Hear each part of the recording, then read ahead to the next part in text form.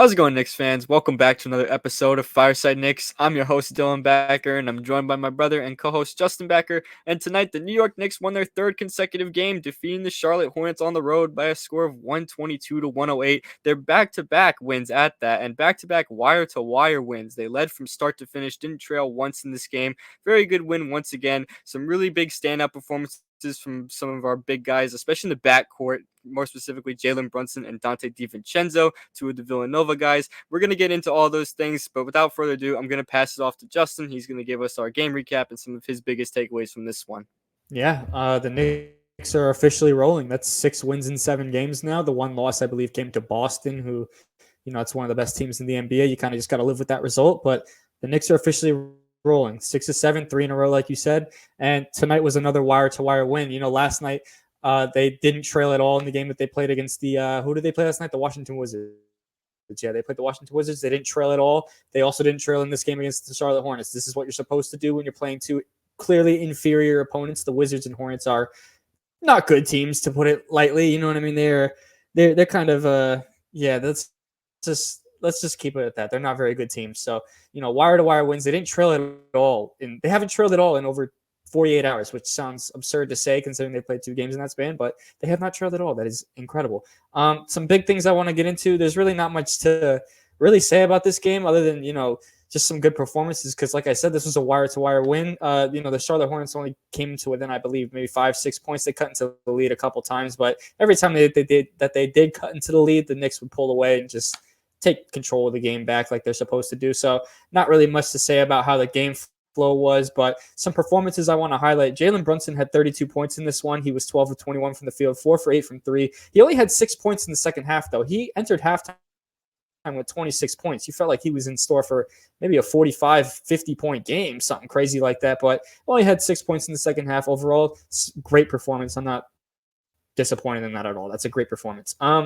Julius Randle, solid performance, 21 points, 8 assists, 6 rebounds, 8 for 17 from the field, 2 for 5 from 3. There was a point in the second half, I believe like third or fourth quarter, that he really just started to kind of take the game over and was just kind of bulldozing everyone and one after and one, just tough finish after tough finish, really attacking the size advantage that he had over the Charlotte Hornets. There was times that the Charlotte Hornets looked like they weren't even playing a center out on the floor. It was kind of strange, but yeah, Randle was just a man amongst boys out there at times today. And another good performance. This was RJ Barrett's first game back from the little migraine stint that he had. He missed the last 3 or 4 games, I believe, with a migraine.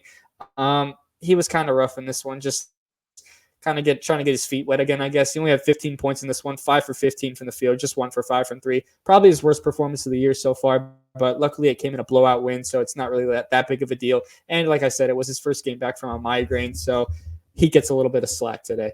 What else should I talk about? Oh, the big ragu, Dante DiVincenzo. That is the main story of this game, really. Career high 25 points, 9 for 12 from the field, 7 for 10 from 3. Both the 25 points and 7 threes are career highs for him.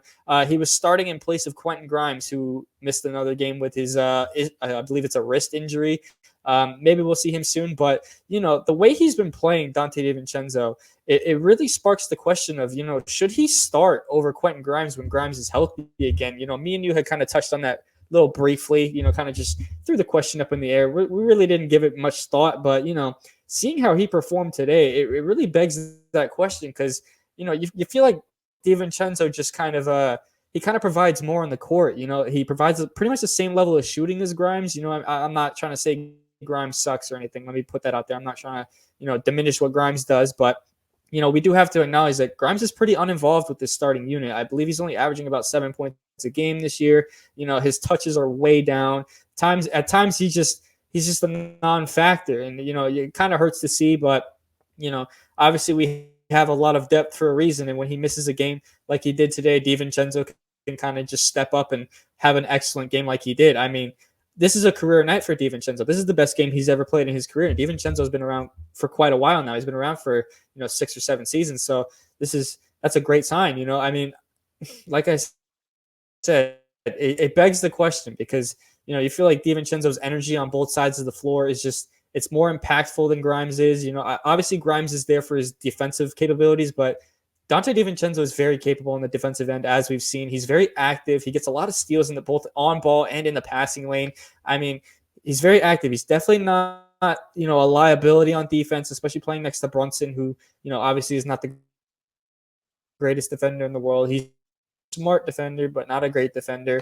Um, yeah, in the offensive rebounds, the hustle, just there's, I mean, like I said, this is only the second game he started this year, and he puts up 25 points on incredible efficiency, 7 for 10 from three, 9 for 12 from the field.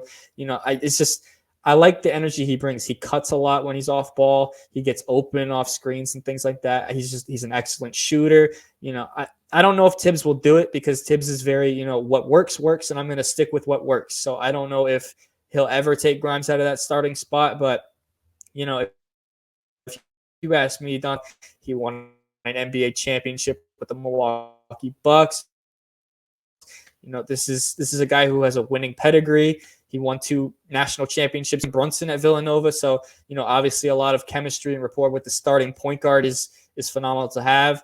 Obviously I don't want to sit here and, say that DiVincenzo needs to start over Grimes. This and that. I kind of want to see a little bit more of it.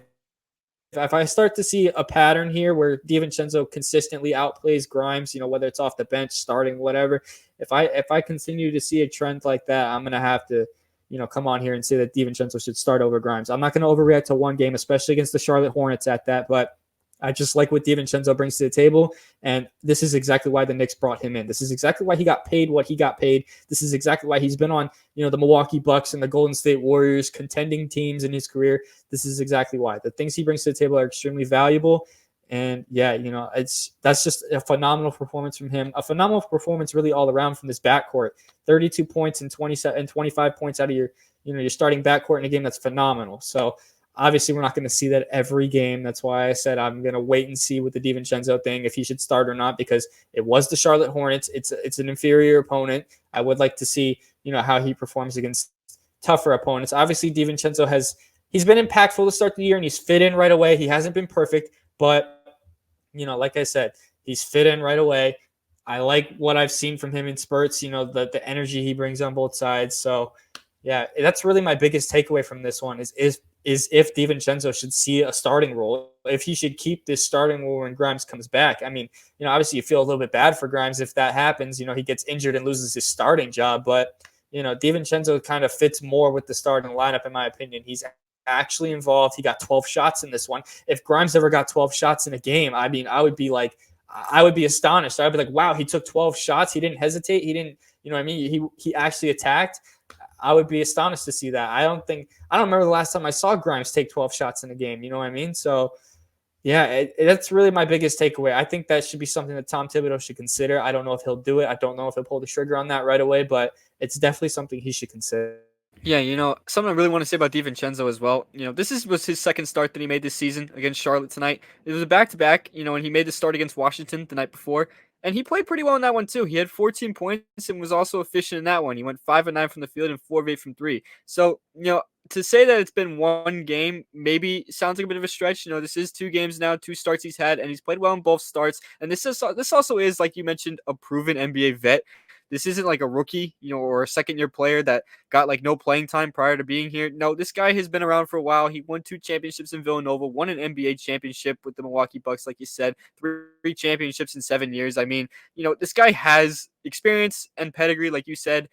I personally think that they should make the move to have him start over Grimes. I don't think it's too late to do that too. I think this would be the perfect time to do it. The team is rolling right now, and I think I don't really think you lose much also by doing that, because it's not like Grimes is a bad player at all. Like you said, Grimes is a good player, but I think DiVincenzo just works better with the starters because there's more creativity. You know what I mean? You're not so dependent on the 3 lefties to do everything. By that I'm meaning Brunson, Barrett, Randle. You're not so dependent on them to do everything. You have a guy like DiVincenzo who can create his own shot both on the ball and off the ball and move around, as opposed to Grimes, who kind of just sits in the corner, and then if he gets the ball, if he doesn't have an open shot, he just passes it right back to who gave it to him. I don't know if it's a confidence thing with Grimes or if it's just a lack of creativity, but you wish you saw Grimes be a little bit more diverse on offense, if you will, rather than just corner spot up and then not really do anything when he doesn't have the ball in his hands. Now, don't get me wrong. Grimes' defense is extremely impactful, and there's a reason why he is still starting, and that's why, because of his defense and his pace and all that stuff. So that does play a factor, and I do think Tom Thibodeau will consider that. But DiVincenzo does kind of the same thing on that end of the ball, if not at a better pace, and plays offense at, I personally think, a much different pace and a better pace, and one that fits with the starting unit better. Now, do I think that if if you kind of swap DiVincenzo into the starting lineup, do you lose your depth just a little bit? Maybe, because then the second unit isn't as strong, but you still have Emmanuel Quickly and Josh Hart in that second unit. So it's not like you have a bad second unit if you put Quentin Grimes in the second unit. And also, I think Quentin Grimes will get more shots up also if he plays alongside with the bench. You know what I mean? I don't know if that's necessarily a good thing to say, but I think he would get more shot opportunities if he came off the bench and played alongside guys like Quickly, Hart, and Hartenstein, because they would need that sharpshooter to be out on the floor, and he would be that guy they would look to for when they need some big threes. So I personally think it would benefit both DiVincenzo and Grimes if you put Dante into the starting rotation. But at the end of the day, we don't know what's going to happen. And quite frankly, me personally, I don't think it's something that I'm begging to happen, because it's not like the Knicks were doing bad when Grimes was in the starting five. They were doing just fine. They were winning with him in the starting rotation, and then they're still winning right now with DiVincenzo taking these two spot starts. So, it's not like you're really having a bad situation here. It's a good problem to have. I will say that, having this kind of guard depth to where you can where we have to debate if one of them needs to be starting or not when they're both, you could argue that they're equally as impactful. So, it's a good problem to have, but I do think it's something that needs to be considered down the stretch.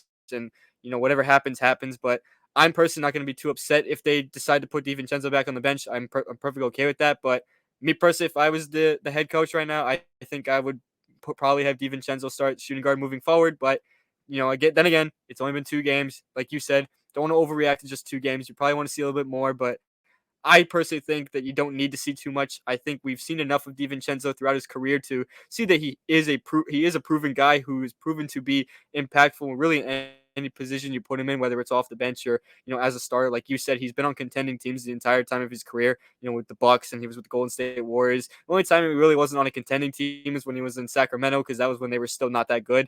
But outside of that, he's always been on teams that are either right on the frisk of competing or right in the thick of it of a contention. So I really think that you can make it. I really think it's a decision that needs to be made where you put him in the starting rotation.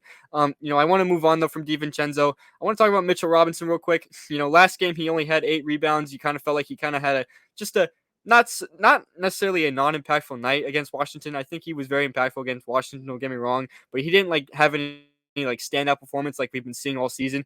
This game was a different story though. He had 14 rebounds, 3 blocks in this game.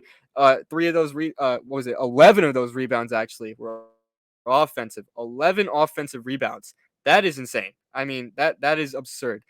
We all know how good of an offensive rebounder Mitchell Robinson is, but that is ridiculous. 11 offensive rebounds, 14 rebounds on the night. He continues to just put up staggering numbers in that department each and every night, aside from the Washington game, of course. But, 8 rebounds against Washington is no slouch. That's still very good. He's averaging 11.6 rebounds on the season, by the way, which would shatter his career high, by the way. That would be, that's far much more than what he's averaged for the majority of his career. Most of his career, he's averaged around 7 or 8 rebounds a game, which is a good number. But for a guy who's 7 foot, you kind of wish he had a little bit more. Now we're really seeing what he can do, and he continues to grow as a player. And I really think it's only going to get better from here. It doesn't seem like he's really slowed down at all. Even his quote unquote off night that I alluded to wasn't even really an off night. It just, he didn't have the eye popping stats that he did tonight. So really happy with that. One thing I will say though, is that, the Knicks seem like they kind of struggled to contain Charlotte's backcourt. LaMelo Ball and Brandon Miller absolutely torched them in this game. LaMelo Ball had 34 points, 5 rebounds, 9 assists, 12 of 22 from the field, 8 of 13 from 3. He was absolutely torched. And now I will say, LaMelo Ball came into this game averaging 31 points over his last 6 games. So it's not like this was like a one-game thing. No, it's been something that's been going on for a while, and he's a really good player. So, I got to give him his props, but I do think the Knicks could have done a little bit of a better job of slowing him down, especially considering that guys like Gordon Hayward and PJ Washington were essentially non-factors for Charlotte.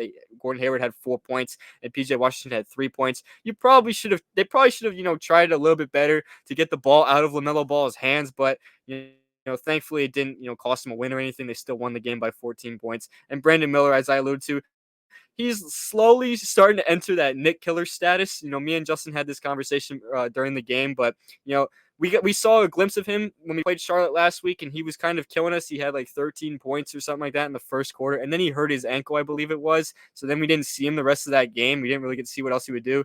Tonight, though, he had 29 points on a really good efficiency. He was 10 of 15 from the field and 5 of 7 from 3. So, he's a very good player. Brandon Miller was drafted number 2 overall. He's a very good player. It's obviously on a not so good Hornets team. So, looks like they're going to try to build around that backcourt of LaMelo and Miller. But, Miller seems like he could become a Nick Killer down, later on in his career.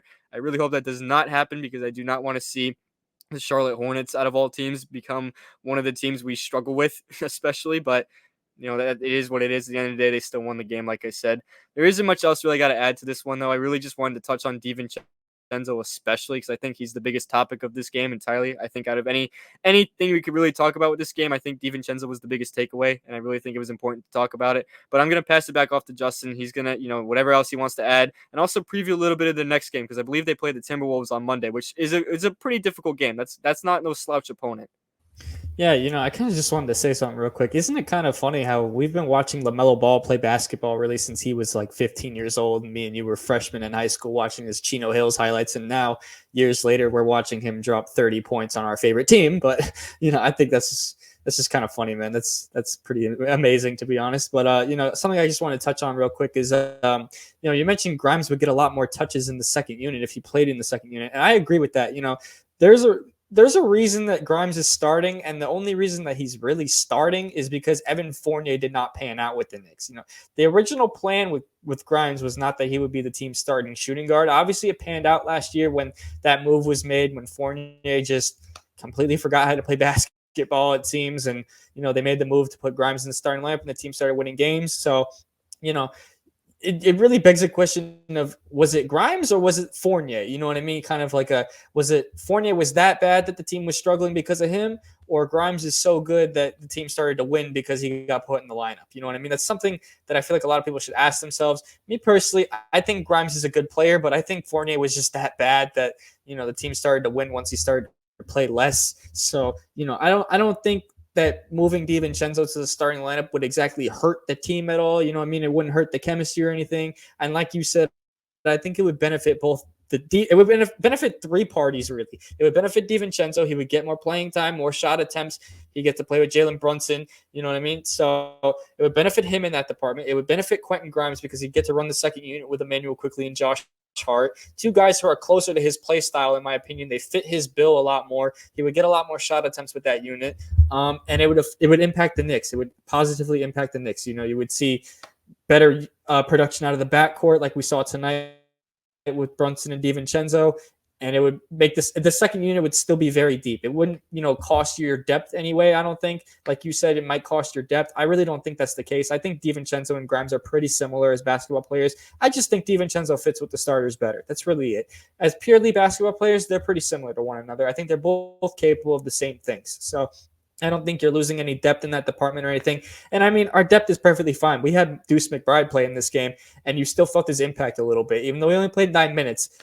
Deuce McBride barely plays, and he came into the game, checked in, and you still felt his presence out on the floor. That speaks to the level of depth the Knicks have. I don't think that the depth should be a concern of any at all, really. It shouldn't be a concern.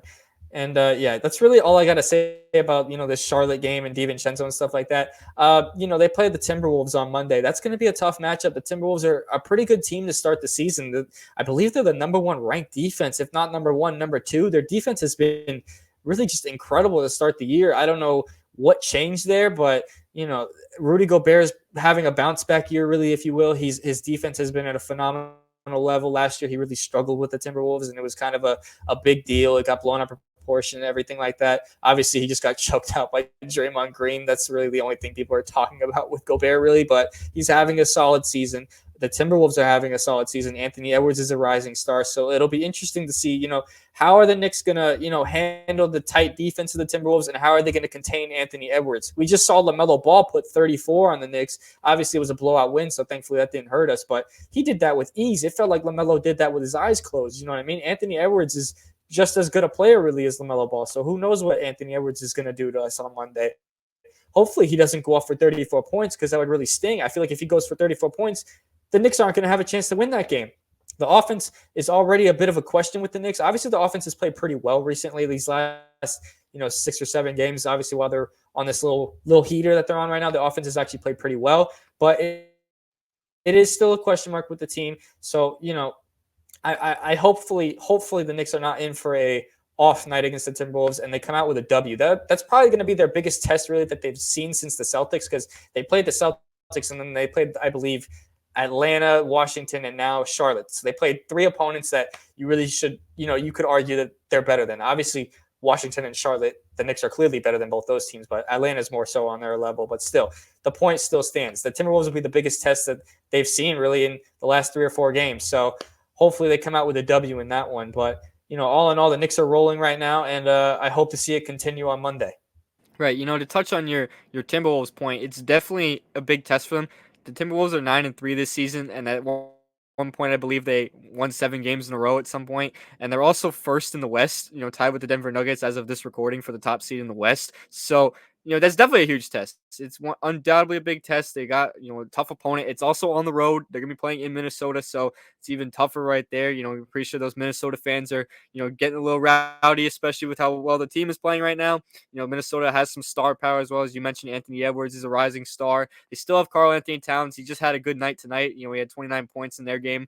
I didn't know who they played, but I did see he had 29 points. Rudy Gobert, like you said, he's having a bounce back season. So, they're a very good team. Top defense in the league, if not the second best defense. The only other team really with a defense as close as them is ironically the Knicks. So expect this game, upcoming to be a very defensive minded game. I wouldn't be surprised if it's kind of low scoring because it's 2 very good defenses going at it. So I expect a very good game though. I expect a competitive game. I really hope the Knicks can go out, into Minnesota and exit with a W, because that'd be really nice to, have 4 straight wins leading into the Thanksgiving break that they have. Because I believe after this game against Minnesota, they don't play again until next Friday against Miami, and it's back home, which is also an in-season tournament game and a playoff rematch, obviously. So that should be an exciting game as well. They got some tests coming up. The Heat have been rolling lately. They just suffered a really bad loss to the Bulls, though. Miami did, so that should be interesting. But Miami previously before that had won 7 in a row, so they're clearly putting the league on notice again. The Minnesota Timberwolves are also putting the league on notice. So